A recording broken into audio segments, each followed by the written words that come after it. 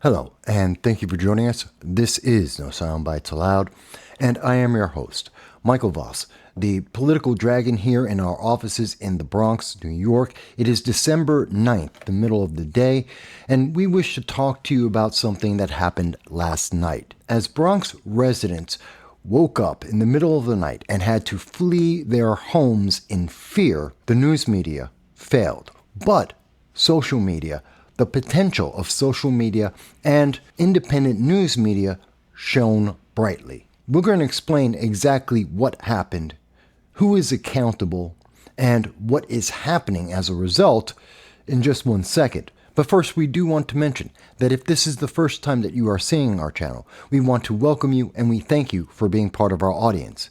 We do long-form political commentary, and of course, every Sunday at 2:30 p.m. Eastern Standard Time, we do a live stream with you. We reach out on all social media that the internet overlords will allow to be able to hear your voice anywhere in the world to talk about the issues that affect everyone across the world. Because we believe in the First Amendment. We believe in your right to free speech because it's not just an American principle. And so every Sunday, we look forward to hearing your tweets, your chats, and your calls to talk about issues that affect each and every one of us, and we hope you will join us this Sunday. Now, we are following up breaking news from last night. This is something that the mainstream news media, which has been consolidating consistently across this country, is not paying attention to.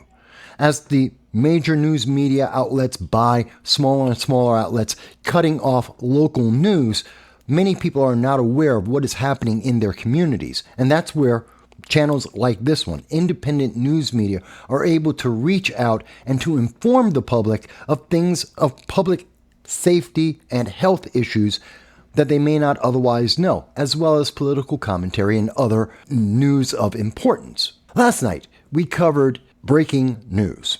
In part, what we were talking about was the fact that a water main in the Bronx was about to burst. This is a consequence of the failed infrastructure of New York City that has been continuously breaking down. We will get into that in just 1 second, but what essentially happened and caused us to reach out in the middle of the night to reach as many New Yorkers as possible is as simple as this. Residents of the Bronx were awakened to the rattling of water pipes so severe and so significant that they were literally shaking buildings, multiple buildings along blocks of the Bronx, New York City, and people were fearful, terrified that their homes were about to collapse, that an explosion was imminent.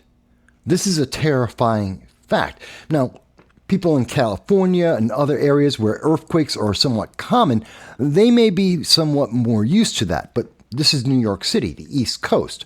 Earthquakes are not common. This is a disturbance people are not prepared for and buildings are not built for. Yet it wasn't an earthquake.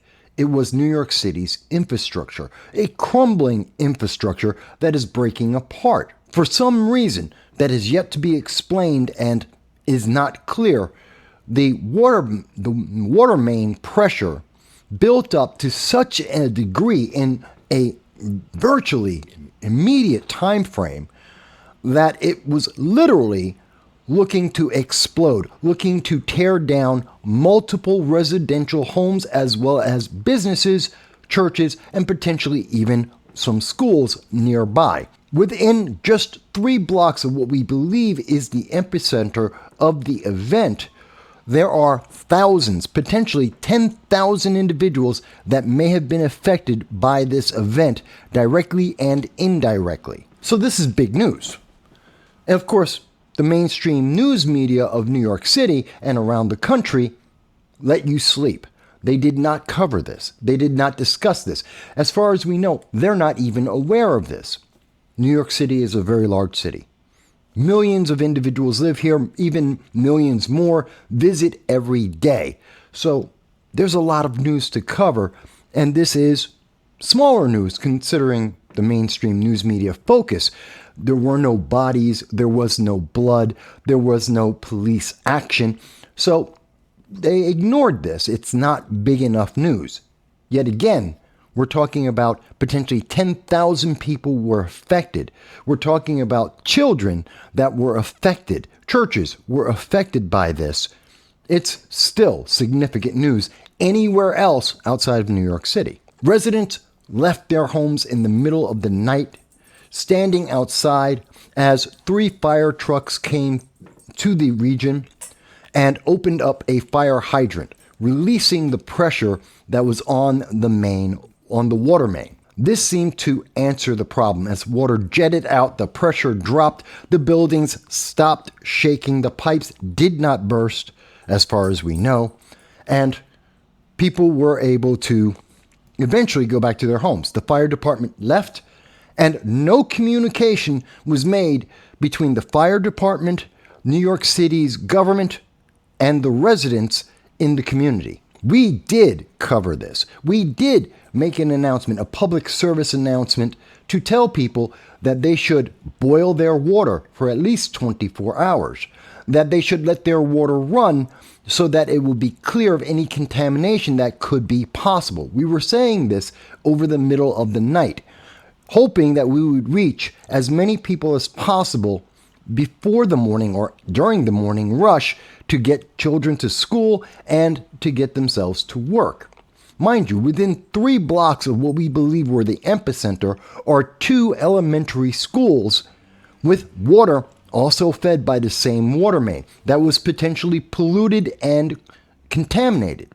And we do know that first thing this morning, at least, water was running through the pipes that was brown, which obviously meant it was polluted and potentially contaminated, though we don't know if it was contaminated by any biological agents. So the question comes, how did this happen? What caused the water mains to suddenly spike in pressure to the degree that the structural integrity of buildings was challenged? We don't know. Is this something that is recurring throughout New York City, or at least in the Bronx? We don't know. Is anything being done to take care of this besides opening up fire hydrants in the middle of the night? We don't know. That's a very troubling statement. We don't know. This is a matter of public safety. If the temperature were just a few degrees lower, closer to freezing, water pipes may have burst. If the pressure were just a little bit higher, water pipes may have burst, which could have caused shrapnel damage. It could have destroyed the infrastructure of multiple buildings that were already shaking because of the pressure that was involved. You could have seen homes collapsing. The contamination, the pollution that we do know it was in the water lines this morning may have affected the foods being given to children cooked in the public elementary schools. And if there were additional contaminants in that water, which may or may not exist, that too may have been transferred to those children and to businesses that serve fast food and restaurants in the region. Again, we don't know how big a problem this was, nor how many businesses, homes, and schools were affected. We do know potentially it could have been at least 10,000 people. It may have been more. And this may be happening repeatedly throughout the Bronx and or in this region, throughout the Bronx and or New York City. So with that serious concern in mind, we decided to reach out. Following up in this, what we believe is an important news story, we reached out to the local city councilman, District 12 City Councilman Kevin Riley. We reached out to New York City Mayor Eric Adams. We sought comment from New York State Senator Jamal Bailey, Bronx Assemblyman and Speaker of New York State Assembly Speaker Heastie, New York District 36 Congressional Representative Ritchie Torres. In fact, we reached out to essentially every member of elected office, the local and city representation in government. As you can see on the screen right now, we sent a detailed email to each and every one of these elected officials, asking them, first appraising them of the situation, making them aware that hundreds, thousands, potentially 10,000 individuals that they represent, that they are obligated to serve, to tell them about what this emergency was, how this has affected their lives.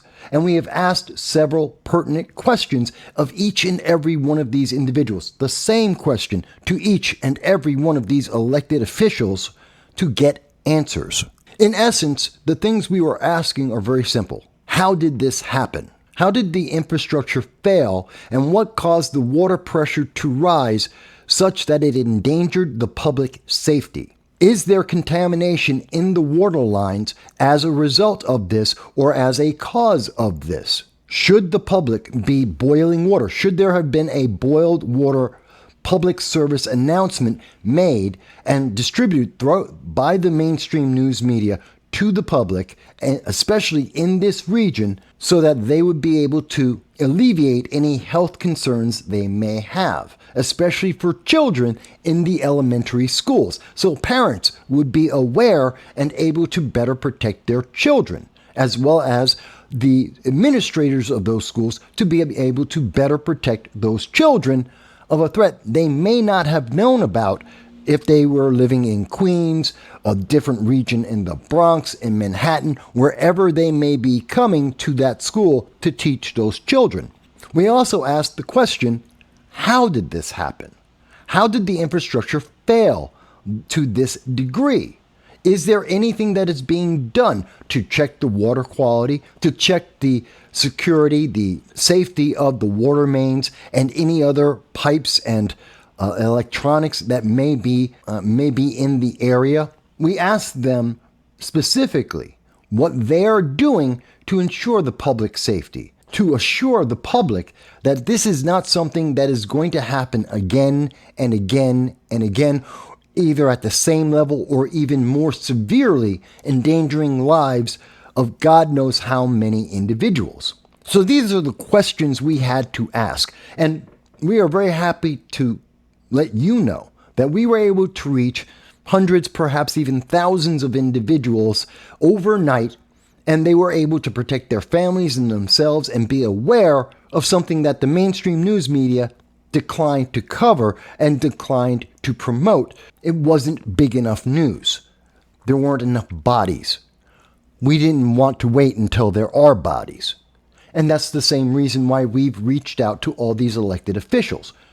We want to have answers and solutions before there are bodies, before the ultimate cost could possibly be accounted. We want them to be efficient and effective and accountable, as is the requirement of their elected offices. As of the recording of this video, not one has responded. We do know they have received our email. We do know they have our questions. As we have presented them to you, we have presented that to them.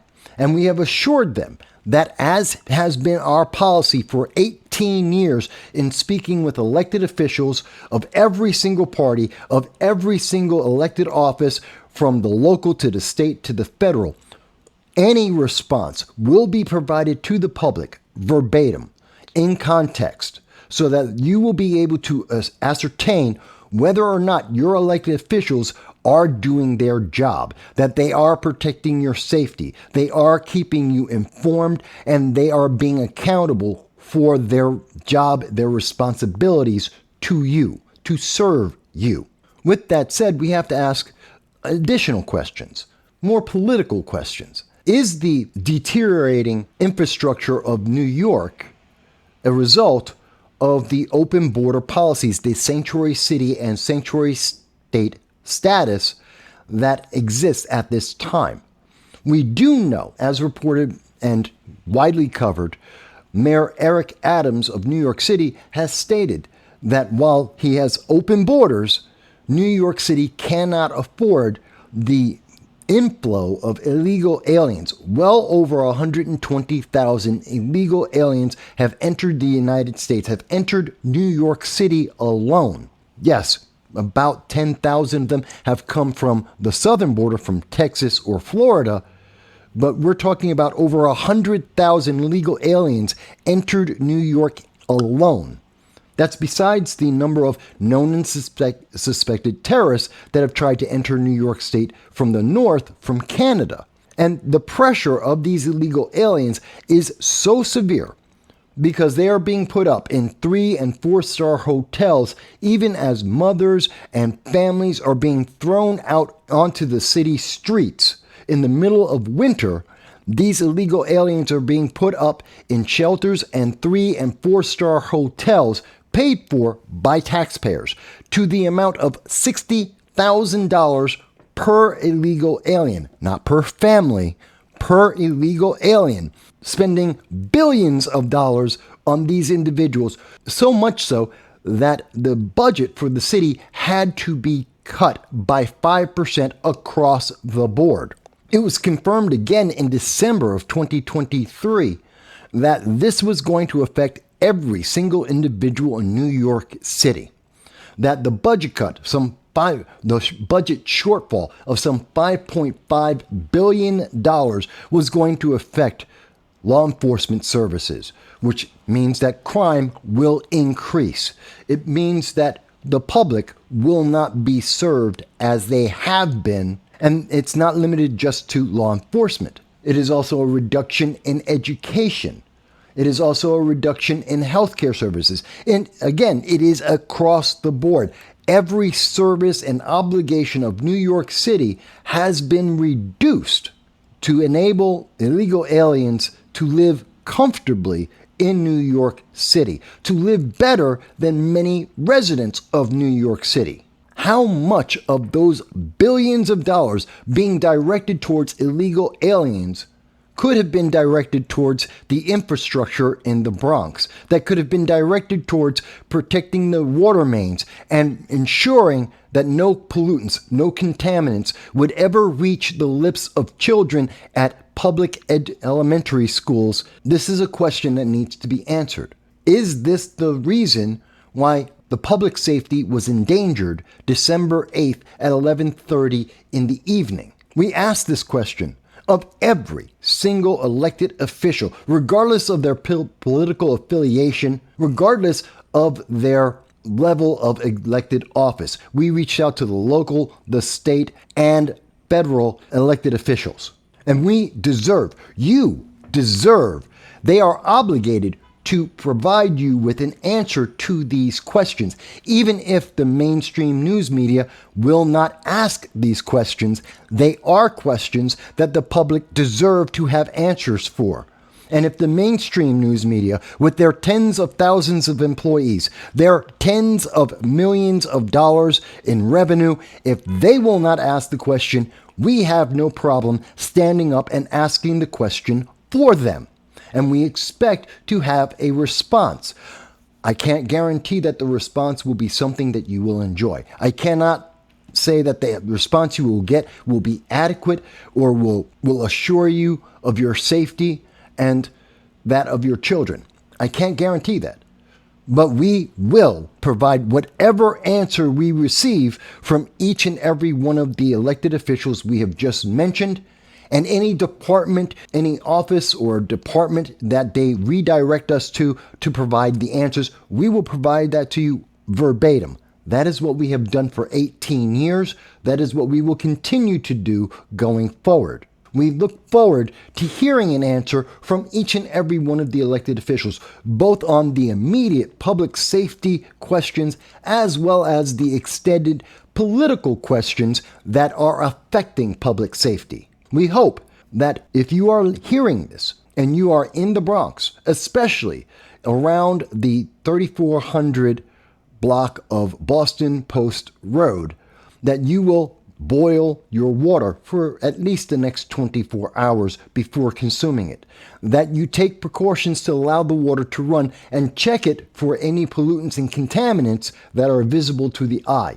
We recommend that you too reach out to all of your elected officials at every level of government, local, city, state, federal, to get answers about your public safety. The potential of social media and independent news media is enormous. It fills the gap that mainstream news media have created. they can't cover, they don't want to cover the local news. They seek out and try to promote, both for political as well as entertainment reasons, the bloodier side of the news, the more violent side of the news. Sometimes that's just not worth it. The click, the headline bait isn't worth waiting until a problem has reached that point. Sometimes you want to act beforehand. That's what we're looking to do today. It is both a public service announcement as well as a follow-up on the news and the politics that we are making this video today. We hope that you will share this with anyone you believe might be affected by this. We hope that if you are experiencing this same kind of problem, sudden bursts of water main pressure, shaking of your building, the crumbling infrastructure of New York City, that you do not continue to be silent about it. Raise the awareness with the city council, the assembly members, the state senators, your federal representatives, the mayor of New York City. Make them aware of the problem and that you are holding them accountable, both right now and eventually, if there is no response, at the ballot box as well.